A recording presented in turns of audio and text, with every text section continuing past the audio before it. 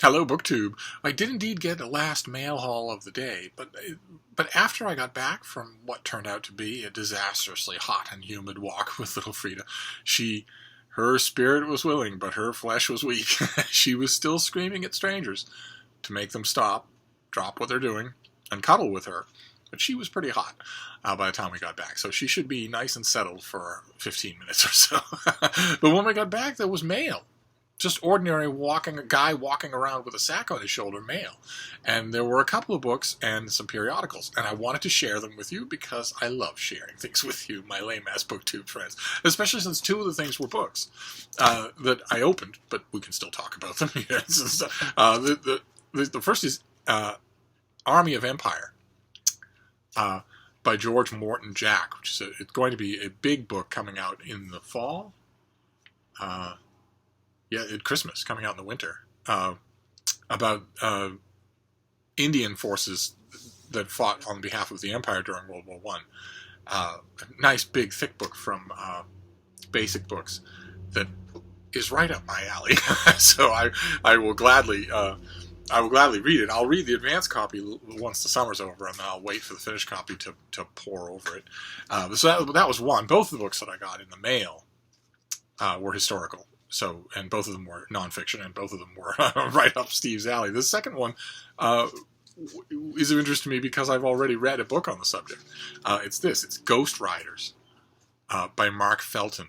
The subtitle is When U.S. and German Soldiers Fought Together to Save the World's Most Beautiful Horses in the Last Days of World War II.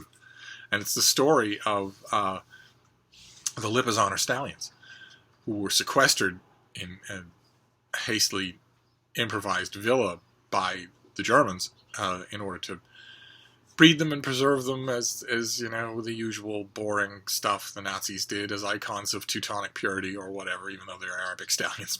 But in the end of the war, in the final days of the war, there wasn't any manpower, there wasn't any infrastructure anymore. Germany had lost and was just being advanced upon from all sides. And this station, this place where the Lipizzaners were, where they were, being cared for lovingly by their caretakers, but they didn't have exercise, they weren't performing for crowds, didn't have the best food, and at the end of the war, as the Soviets were advancing from the east, there was every likelihood that if the Soviets reached this camp first, they would simply butcher all the horses there for rations for their men, and then the Lipizzaners would be no more. At least this particular group and bloodline would be no more. So the Allies saved them under a mission loosely spearheaded by General Patton, who was a big fan of horses, and who in the famous movie appears in a riding ring.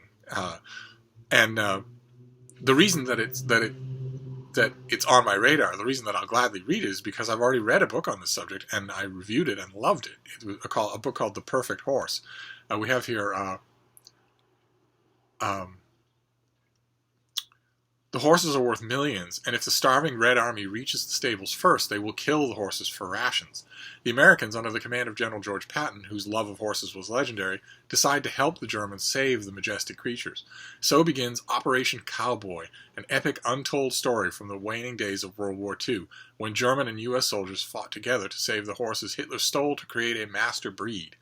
And as you can tell from what I just said, the only problem with that description is the word untold. This is not an untold story. This was told wonderfully back in 2016. Doesn't stop Mark Felton. Mark Felton has written a bunch of books. He is an extremely accomplished writer. So he knows how to tell a fantastic story without any pauses or nodding. And so this will probably be a great job. It's just not groundbreaking. The story has been told before, and it's a great story. It was one of those great moments when you're a hardworking book critic. You will very often, I've been reviewing books for a long time, so you will very often get a strong say in what you review or don't review. But if you're like me and your answer to an editor is never no, it's always yes, then you will often be asked to review a book that you wouldn't have picked on your own. And The Perfect Horse, the book that came out in 2016 on this subject, was an excellent example of that. It was a book that I'd seen in catalogs, hadn't even thought to request it, was prepared not to read it, which is just a perfect indication. There are dozens and dozens of books. For all that I read, there are dozens and dozens of books that I don't read, that I make the conscious decision not to request, even though they might end up really pleasing me, like The Perfect Horse did. An editor asked me to do it. So my answer is always yes to editors, any paying editors that happen to be watching now. My answer is always yes. And so I took it and I read it and was delighted. Could happen again with this one. And those were the two books. Army of Empire, about India during World War I, and Ghost Riders, about the joint operation to save the Lipizaners. But there were also magazines, and one of them was one that we've seen on this channel before, is Entertainment Weekly. This is the new Entertainment Weekly, and I was flipping through it and reading some of the pieces in it and realized once again what I have.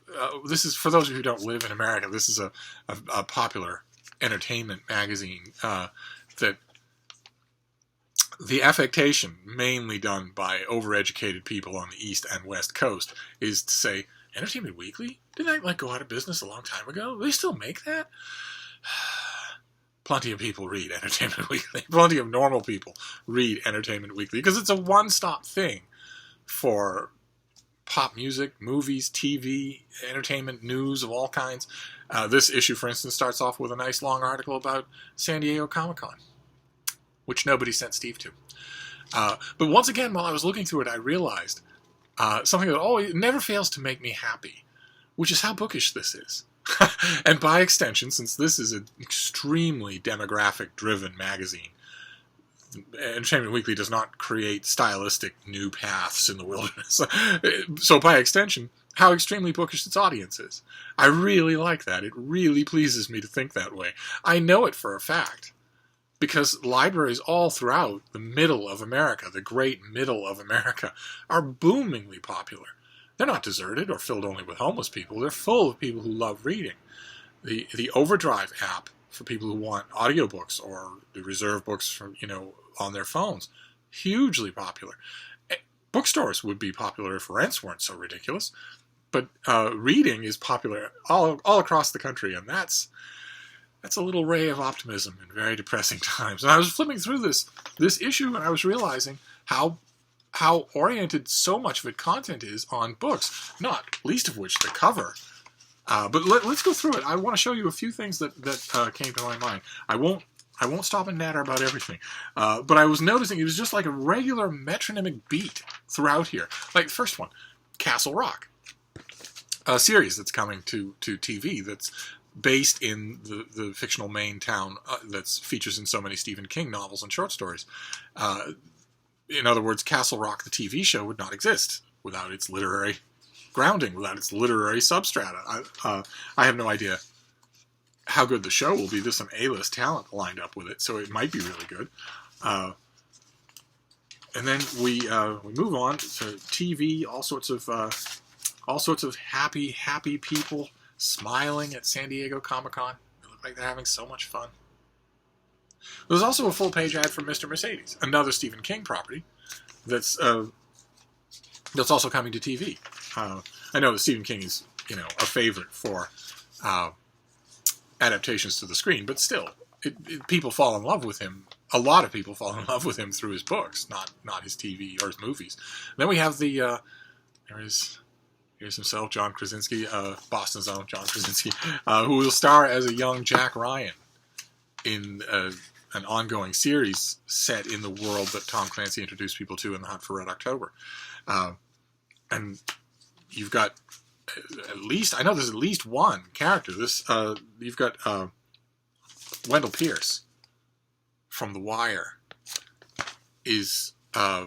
plays Jim Greer, Admiral Greer in the famous Alec Baldwin movie. He's not an admiral yet in this show. He's still got spurs to earn of his own. But this is all warmly adapted. Same thing with Castle Rock, from the fictional world of a book. And then we have talk about warm adaptation. Look at this.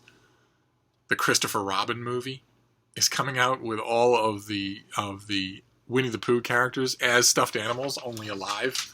There's a feature here on the celebrities who do the voices.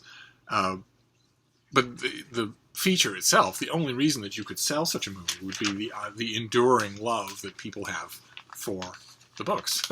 Then we move through TV with Better Call Saul and whatnot, and there's a feature on cooking, as is usual in every issue of Entertainment Weekly. If you want to get to the legitimate, actual book coverage, you have to go all the way to the back of the garage. You have to go past the air conditioners that don't work anymore, past the dry and moldy mops, all the way to the back. But then we get to the book section, and it starts off. It's Leah Greenblatt and David Canfield who do the reviewing for the book section. And we start off with a two-part review by Leah Greenblatt of these two books, R.O. Kwan's The Incendiaries and David Chariandi's The Brother. And The Incendiaries just got a glowing review at Open Letters. We had a reviewer that just loved it. It's a critical darling.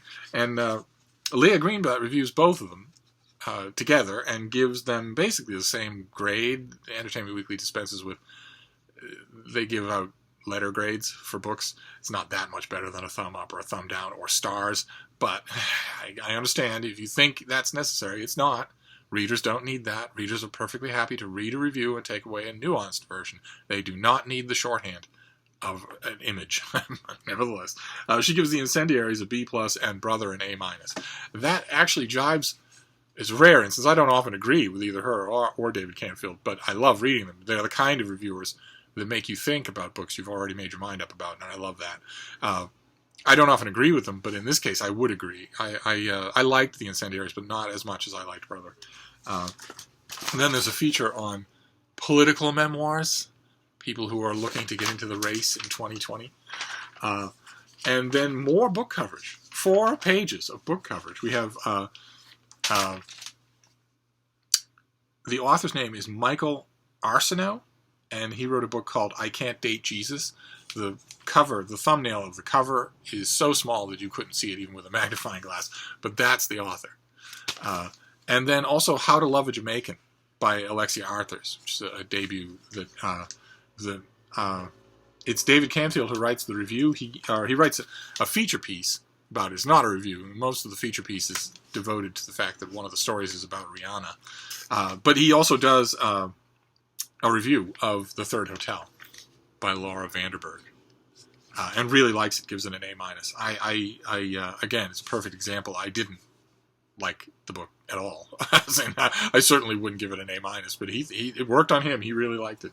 And there's also new and noteworthy more books, just more. It's generous book coverage, considering that Entertainment Weekly, the common understanding of Entertainment Weekly, I'm sure the understanding of a lot of the suits who run it, is that you could dispense with book coverage completely and no one would miss it. That's belied by the fact that they've got 4 pages of coverage.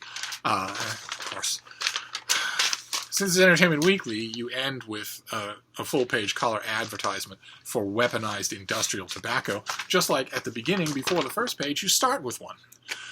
The first one is for chewing tobacco, and the big Surgeon General mandated warning, don't for a minute think, when you see these big boxes, don't for a minute think that the tobacco industry, that big tobacco has no say in what is in that box. It was a major legal defeat for them to have the warning there at all. But they're way too powerful to have that warning box say anything at all. They have input. Like, for instance, this is a perfect example. This one, for chewing tobacco, says, warning, this product is not a safe alternative to cigarettes. Think about that for a minute. That's a fairly tepid warning.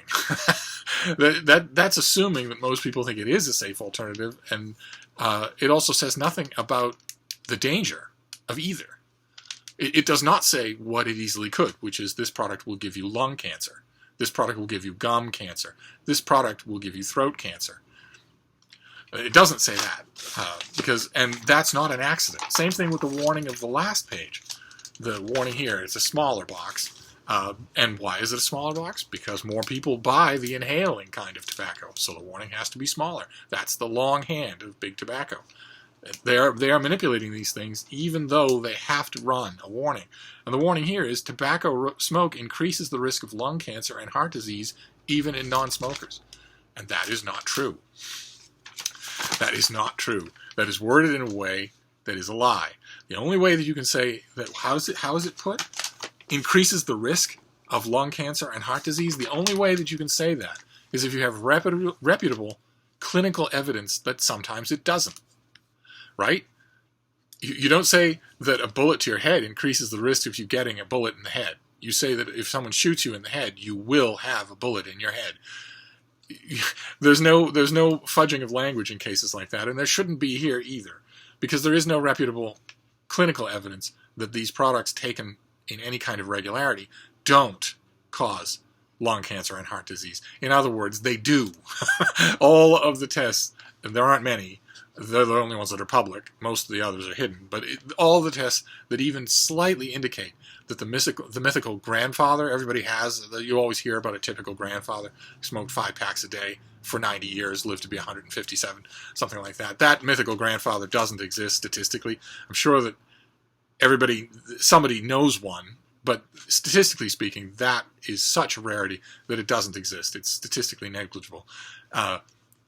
But if you rule out clinical tests that were paid for by Big Tobacco, or clinical tests that were overseen by doctors or statisticians or whatnot, who were then given extremely expensive equipment or boats or vacations by Big Tobacco, then those studies don't count. And if you rule out those studies, the ones that are obviously compromised, you are left with 100%. You are left with a bullet in the head. So the warning should say, regular indulgence in this product will cause you lung cancer and heart disease. It will. It's the same thing. You take this, you get that. But you'll never read that warning because the money talks. But we don't have to dwell on that. It's annoying that in 2018 you've got a major magazine. Entertainment Weekly is not hurting for advertisers. They could go somewhere. It would, in the course of 1 hour and one afternoon of phone calls, they could line up advertisers from here to the end of the block to take these big pages away from weaponized tobacco, so that you stop running ads for it. But aside from those bookends always bother me. But aside from them, this is a very literary,